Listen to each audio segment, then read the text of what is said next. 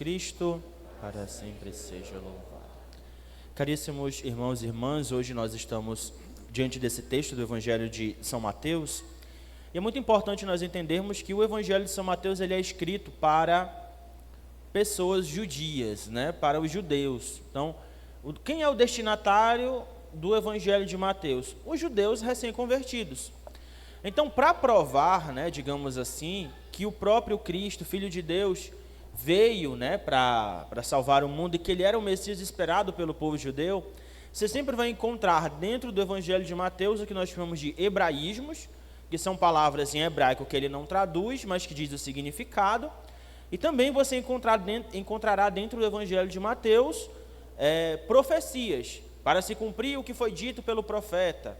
Então sempre você vai encontrar esse tipo de texto dentro do Evangelho de Mateus, justamente para provar para o povo judeu que aquele Messias, que aquele Jesus, era o Messias esperado, profetizado por Isaías. Então você vai enxergar hoje, nós temos isso, para se cumprir o que foi dito pelo profeta, Galiléia dos pagãos, o povo que vivia nas trevas viu uma grande luz, e para os que viviam na região escura da morte, brilhou uma luz. Então, ele está dizendo, olha, Jesus sai de Nazaré e passa a habitar em Cafarnaum, porque ele precisava fazer isso para se cumprir o que foi dito pelo profeta, que a luz brilhou ali naquela região. Pois bem, caríssimos, é importante nós entendermos que o foco principal do evangelho de hoje é o chamado dos apóstolos Pedro, Tiago, João e Pedro, André, Tiago e João. Pedro, André, Tiago e João. É este o principal chamado, os irmãos Pedro e André, os irmãos Tiago e João. Então são os 4 primeiros apóstolos chamados, e isso dentro do tempo comum é o primeiro sinal. Nós no domingo passado víamos este sair de Cristo como missionário, agora nós temos o Cristo já chamando aqueles que participarão mais intimamente do seu ministério. Então a partir de hoje você vai ver esse chamado, o chamado de Pedro, de André, de Tiago, de João, como símbolo do Cristo que nos chama, todos nós. Todos nós somos chamados a também sermos estes discípulos. E aqui que vem o grande ponto. Na antiguidade, os discípulos, eles tinham a sua determinada missão porque eles seguiam um mestre. Então, quem eram os discípulos de Jesus? Os seus apóstolos, os 12. E todos aqueles que o seguiam também eram chamados de discípulos. Então, os discípulos, são todos aqueles que optam por seguir a Jesus Cristo. No catolicismo, isso se dá com o batismo. Então, quando nós somos batizados, automaticamente nós nos tornamos discípulos de Jesus. E a partir do caminho de discipulado, nós viveremos no nosso estado permanente de missão, que foi tanto cobrado pelo Papa Francisco e que continua sendo cobrado pelo Papa Leão. Então aqui nós precisamos viver como uma igreja autenticamente missionária, porque o chamado que Jesus faz aos apóstolos é o mesmo chamado que ele faz a cada um de nós. Com isso, caríssimos irmãos e irmãs, o texto do evangelho de hoje, ele fala alguns versículos que são muito emblemáticos para a nossa vida. Quando Jesus andava à beira do mar da Galileia, viu 2 irmãos, Simão, chamado Pedro, e seu irmão André. Estavam lançando a rede ao mar, pois eram pescadores. Jesus disse a ele: segui-me, e eu farei de vós pescadores de homens. Eles imediatamente deixaram as redes e o seguiram. Essa palavra do imediatamente, eles deixaram as redes e o seguiram, é a característica principal daqueles que buscam seguir o evangelho de Jesus. Então, o chamado de Cristo não é um chamado para amanhã. O chamado de santidade não é um chamado para amanhã. É por isso que é muito estranho as pessoas disserem: eu vou me confessar na quinta, então eu vou pecar hoje. Eu vou me confessar sexta-feira, que é meu dia de confissão, então hoje eu vou pecar, porque aí até sexta-feira eu já vou lá, já vou me confessar mesmo, agora eu aproveito para liberar geral. E aí a gente vive uma vida meio estranha. E a palavra de Deus não é assim. A palavra de Deus ela é muito clara. O nosso seguimento de Cristo, o nosso deixar as redes, o nosso deixar o que estamos fazendo, o nosso deixar qualquer coisa é imediato.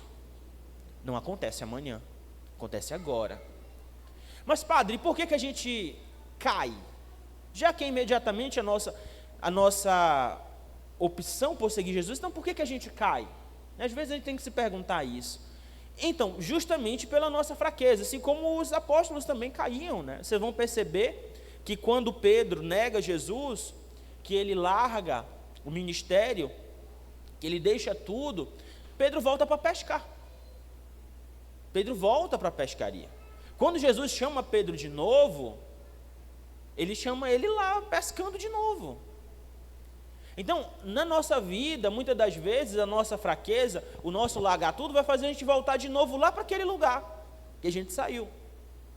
E Deus vai novamente lá naquele lugar que a gente saiu e nos chamará novamente. Então, o chamado de Deus não é para amanhã, é para agora, é imediato. Ainda que a gente não consiga, ainda que a gente caia, ainda que a gente falhe, mas a gente está tentando, está lutando, está buscando. Tem que ser assim. Isso é a vida do cristão. Então, é deixar as redes imediatamente. E também, esse deixar as redes imediatamente, eles deixaram as redes e o seguiram, se aplicaria muito hoje em dia, né? Para quem não sabe, quando nós estamos acessando a internet, é utilizado o termo navegar. Né? Eu estou navegando na internet. Isso daqui é termo próprio de mar, né? De quando nós estamos no mar, no rio, nós estamos navegando. E hoje também é o dia de nós deixarmos as redes sociais, as redes da internet, as redes de todas essas coisas, imediatamente e parar um momento. Hoje é o dia de São Francisco de Sales, né? Padroeiro da comunicação. E quando nós falamos de deixar as redes, não significa que a gente vai largar de mão e deixar de evangelizar, não. Mas que às vezes a gente precisa deixar elas. Sabe aquele detox digital que está sendo famoso hoje em dia? Às vezes está faltando na nossa vida, a ponto de nós estarmos com o celular direto.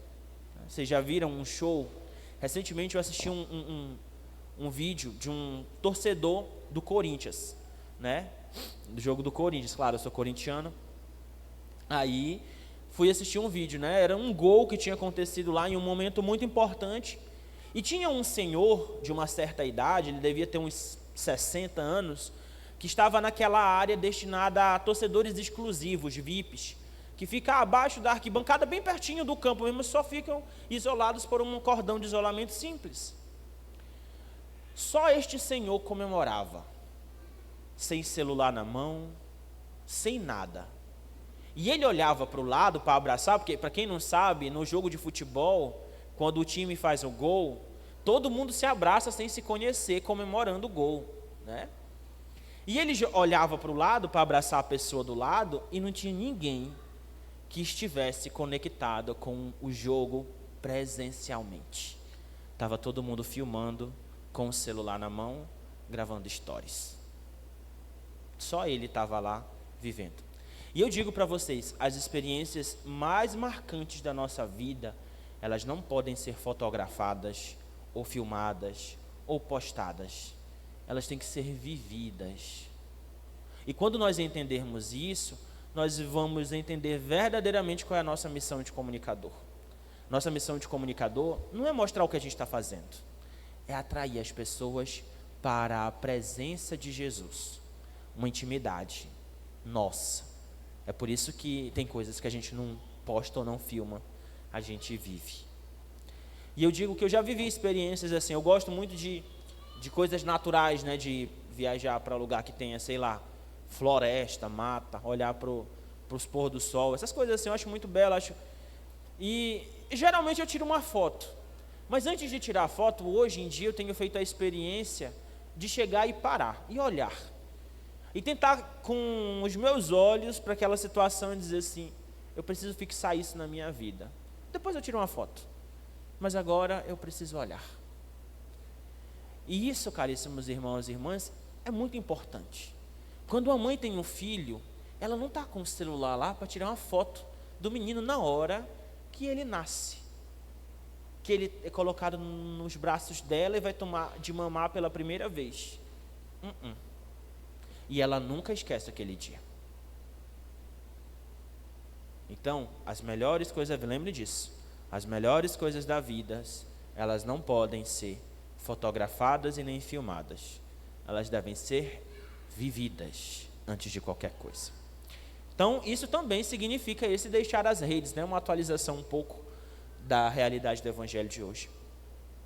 Depois o evangelho continua. Caminhando um pouco mais, Jesus viu outros 2 irmãos, Tiago, filho de Zebedeu, e seu irmão João.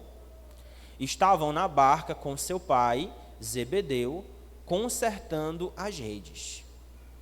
Jesus os chamou. Eles imediatamente deixaram a barca e o pai e o seguiram.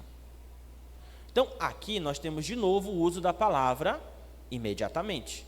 Então, você vê Pedro e João, Pedro e André, imediatamente. Tiago e João, de novo, imediatamente. Isso atesta, mais uma vez, que o nosso seguir Jesus não é para ser uma coisa para amanhã, é para ser uma coisa de agora, é para ser agora, é para acontecer agora. Você deve optar por Jesus agora, não é para depois. Mas aqui eles deixam 2 coisas. Deixam o trabalho, que eles eram pescadores também, estavam consertando as redes com o pai, então eles deixam a barca. Segundo, eles deixam o pai deles. Eles largam o pai e vão seguir Jesus. E aí a gente se pergunta, né, por que eles fazem isso? Especificamente, né, pode ser que o próprio Zebedeu tenha incentivado os filhos a irem. Né? Pode ser que isso tenha acontecido, a ponto de que o pai tenha dito, não, meu filho, vão, podem ir. Mas pode ser que isso também não tenha acontecido, que o pai tenha dito, meu filho, eu não quero que você vá seguir esse homem, eu quero que vocês fiquem aqui comigo, consertando as redes. E nessas 2 situações, elas são situações trágicas, porque o pai está dizendo, vá meu filho, porque eu dou conta sozinho, mas vocês precisam seguir esse homem, porque vocês precisam ser alguém. Mas pode ser a ponto dele dizer assim, não, vocês não podem ir. E aí a gente se pergunta que são essas situações que acontecem no nosso segmento de Jesus. Às vezes nós temos pais que nos incentivarão muito a buscar o Senhor, a abrir o nosso coração para Deus, a ficar aqui, sei lá, se pudesse o dia inteiro, eles deixariam. Mas às vezes não. Às vezes eles trabalharão totalmente contra o nosso servir a Deus. Isso não deve ser motivo de nos tirar da graça do Senhor. Não importa. Nós precisamos fazer por amor a nós, por amor a Deus, por amor a eles. E lembrem que quando um de nossa casa se converte, brevemente a casa inteira estará em Deus. Porque essa é a promessa de Jesus para nós. Ah, padre, já está quase para morrer e ainda não se converteu. Reza mais um pouco que vai se converter. Porque essa é a promessa de Deus para nós. Nem que seja na hora da morte, mas a pessoa busca ao Senhor para sempre.